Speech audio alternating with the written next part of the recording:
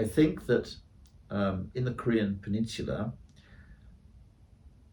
one of the weaknesses of the current situation is that there is a lack of fresh thinking on how you can run a successful negotiation between the US and North Korea, which both will feel is of mutual benefit.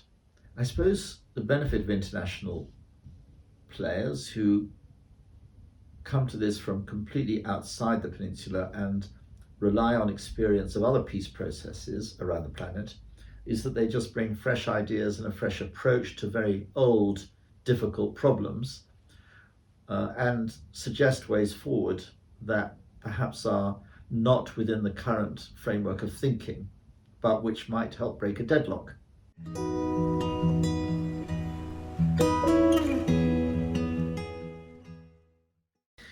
Well, back in 2017, we published a book called The Relational Lens, in which we described the conditions for building trust and relationships, and it had three main elements within it. The first is that to get trust, people must know each other. That's about meeting, about having regular meetings and all of that. Well, you can't do that at the moment with North Korea because of the other two factors. The second factor is that you have to show, each side has to show respect to the other. And the third is that you have to have shared goals and objectives. Now, the difficulty in my view, and this is very much a foreigner's view, and I don't wish to sound critical of my friends in South Korea, but the difficulty as I perceive it, honestly, is that the South Korean government, out of a real spirit of generosity, is wanting to help its brothers in North Korea. The difficulty is, though, that from a North Korean point of view, they see this generosity as, if you like, what we'd say in English is a put down. It's, well, we're financially powerful. We are enormously more powerful than you financially, so we will be very generous and give you, our poor brothers, some help. But that is not treating North Korea with the respect which they are seeking, because they're feeling excluded.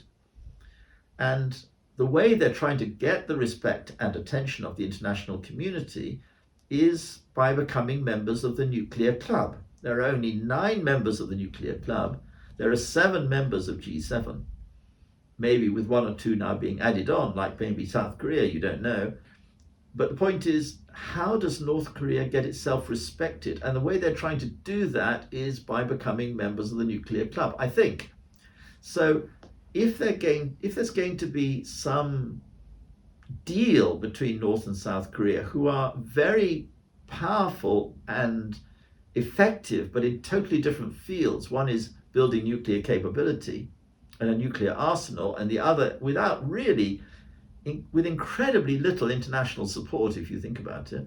And the other is building themselves as a huge economic and financial power over 60 years in South Korea, which is the most successful economic growth in the world that's ever been experienced in any country. When you look at these two very able groups of people, how does South Korea offer to North Korea a deal which shows them proper respect? Our suggestion is that a bilateral free trade agreement, which obviously would require sanctions exemptions for it to happen, would be a basis which would show North Korea respect. South Korea would be saying, we can gain out of this and you can gain out of this. Let's do a deal. And let's start with agriculture and let's let it grow. But the point is, both sides come to the table as equals to do a deal, just like you might say Britain and the European Union came to the table and did a trade deal. Now, Britain is nothing like the size of the European economy. But it is a fiercely independent country, as we saw when it exercised Brexit not so long ago. And so when it came to the table to discuss with the EU couldn't just push it about. There had to be some fairness in the arrangement. There must be some mutual advantage to the UK and EU for the trade deal to happen. So there's then a negotiation about terms and what's in the agreement and all the rest of it. We're familiar with trade deals. That's how it always is with trade deals. It must benefit both parties. So what we're suggesting is some idea of mutual respect must be at the heart of it, and something which creates shared goals, shared objectives, shared benefits. That's what will break the impasse between North and South Korea.